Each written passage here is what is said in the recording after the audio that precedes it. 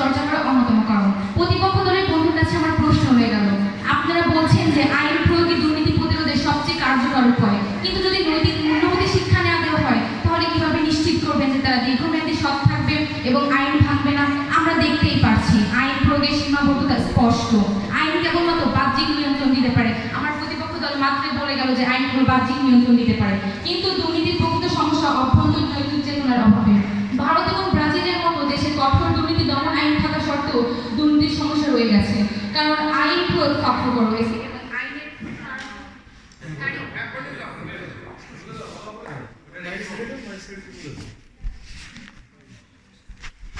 Transparency ইন্টারন্যাশনালের তথ্য অনুযায়ী উন্নয়নশীল দেশগুলোতে দুর্নীতির উচ্চ হার আইনের প্রয়োগে ব্যর্থতা এবং নৈতিক চেতনার অভাবের কারণে। আমার সাথে ঘটে যাওয়া একটি ঘটনা আপনাদের কাছে শেয়ার করি। বিগত সালে কোনো একটি নির্বাচন আমি নিজেই ভোট দিয়েছি। শুনতে খুব হাস্যকর লাগছে, তাই না? আমারও খুব হাস্যকর লেগেছিল, কারণ আমি তো ভোটারই ছিলাম না। তাহলে বুঝতেই পারছেন দুর্নীতি দমনকারীরা দুর্নীতি করছে। তাহলে প্রতিপক্ষ দলের বন্ধুর কাছে আমার প্রশ্ন রয়ে গেল, আইন প্রয়োগকারীরা যখন দুর্নীতিতে লিপ্ত থাকে তখন শুধুমাত্র আইন প্রয়োগের মাধ্যমে কিভাবে দুর্নীতি সম্পূর্ণরূপে নির্মূল করা সম্ভব হবে? নৈতিক মূল্যবোধ দুর্নীতির বিরুদ্ধে সবচেয়ে শক্তিশালী অস্ত্র। যখন মানুষ নৈতিকতার উপর ভিত্তি করে কাজ করে তখন তারা দুর্নীতি থেকে দূরে থাকে। জাপানে মানুষের মধ্যে নৈতিক মূল্যবোধ এতটাই শক্তিশালী যে দুর্নীতির হার অত্যন্ত কম। তারা আইন দ্বারা নিয়ন্ত্রিত নয়, বরং নিজেদের নৈতিক চেতনা দ্বারা পরিচালিত।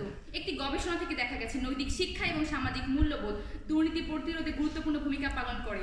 যারা নৈতিকতার ভিত্তিতে কাজ করে তারা নিজেদের কর্মকাণ্ডের জন্য দায়িত্বশীল থাকে।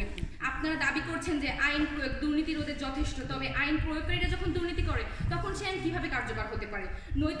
নৈতিক মূল্যবোধ ছাড়া আইন প্রয়োগ কি আদৌ টেকসই সমাধান?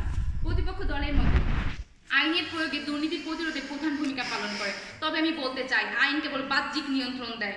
অনেক উন্নত দেশেও আইন থাকা সত্ত্বেও দুর্নীতি রোধ করা যায়নি, কারণ নৈতিক মূল্যবোধের অভাব ছিল।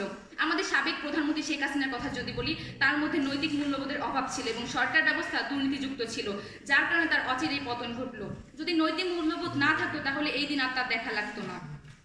আমি যদি ইসরায়েল আর ফিলিস্তিনের কথা বলি, তাদের মধ্যে যে হানাহানি দেখা গেল সেটা একমাত্র আইন নিয়ন্ত্রণ করতে পারতো, কিন্তু আইন দ্বারা সেটা নিয়ন্ত্রণ করা হয় নাই, কারণ তাদের মধ্যে নৈতিকতার অভাব ছিল। তাহলে আমরা বুঝতেই পারছি একটি দেশ বা তাদের জনগণের জন্য নৈতিকতা থাকাটা কতটা গুরুত্বপূর্ণ।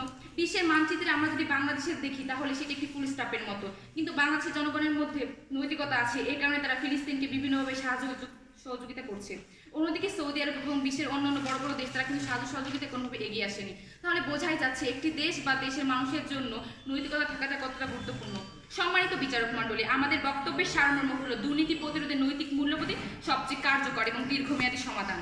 আইনের প্রয়োগ একসময় ব্যর্থ হতে পারে, কিন্তু নৈতিক মূল্যবোধ একজন মানুষকে সৎ ও দায়িত্বশীল করে তোলে। আমরা যদি দুর্নীতিমুক্ত সমাজ করতে চাই তবে আমাদের নৈতিক মূল্যবোধ ভিত্তি হিসাবে গ্রহণযোগ্য হবে।